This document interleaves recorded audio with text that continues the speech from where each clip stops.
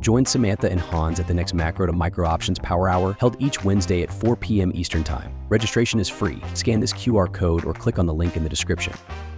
The right stories, the stories that are working throughout MAG7 for a bit, and then they outperformed versus consensus. They outperformed. The numbers were good, and I think people just keep returning to the same thing. This is nothing new. We go into every year, everyone's underestimating what technology is going to do, and then it ends up doing better. It's been happening for 15 years, or at least 10. It's been happening for at least 10 years. It is always really the place where things continue to improve. And the storylines from the AI perspective is, you're right, they're starting to move into some of these names, thinking that, and I believe in this, that AI, in a sense, whether you consider it software or the hardware, it's almost not really a cyclical thing anymore, right? It's becoming, in my view, I feel like it's becoming like a need to have, not a nice to have, right? And so I think it's going to be like running water. It's going to be like electricity. And you see a country, I think it was UAE, that said, we're going to pay for AI for everybody. I think that is incredibly smart. That is somebody saying, listen, this is going to be in some way, we don't know how much, but it's going to be an improvement to people's productivity, to what they can accomplish. And we want to make our people smarter. And I think you should really pay attention to that headline. It is going to be something that really helps a lot of people accomplish more. Again, what that means down the line for folks, I'm not exactly sure, jobs, et cetera. We keep reaching for those very strong narratives. So let me flip this over here. And I think you're right. I think people are going to look around, and they're going to look around. I think Qualcomm, for example, was under loved. Now I think it gets a little bit of love because I think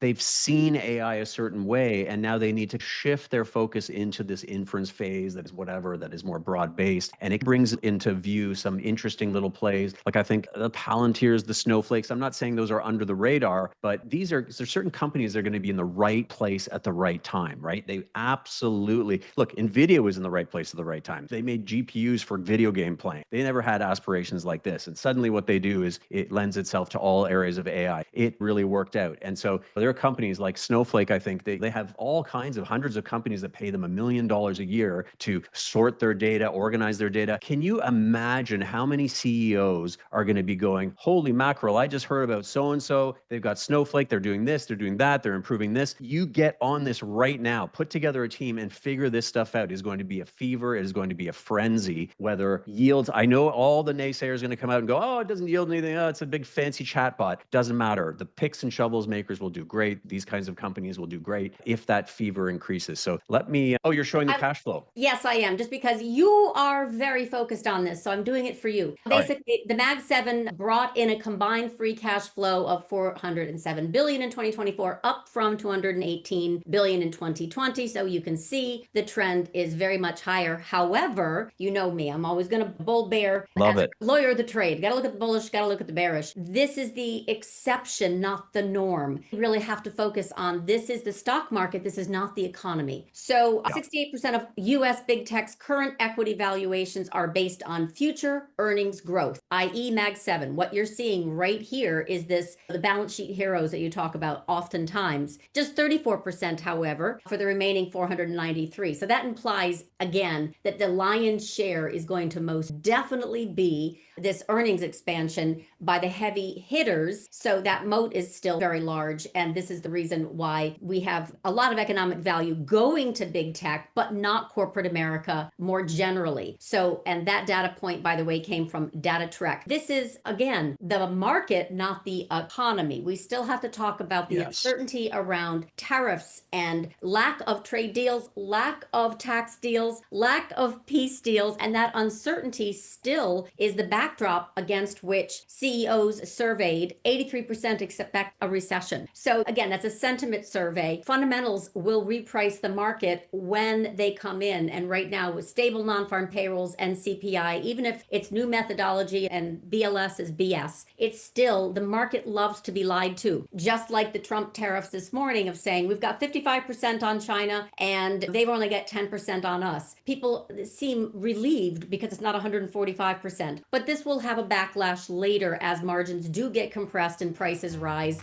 higher yields, jobless claims, all that stuff is an end of year problem, not now. Join Samantha and Hans at the next Macro to Micro Options Power Hour, held each Wednesday at 4 p.m. Eastern Time. Registration is free. Scan this QR code or click on the link in the description. Watch the full Options Macro to Micro Power Hour episode by clicking on the video here and subscribe to LaDucTrading YouTube channel for more content.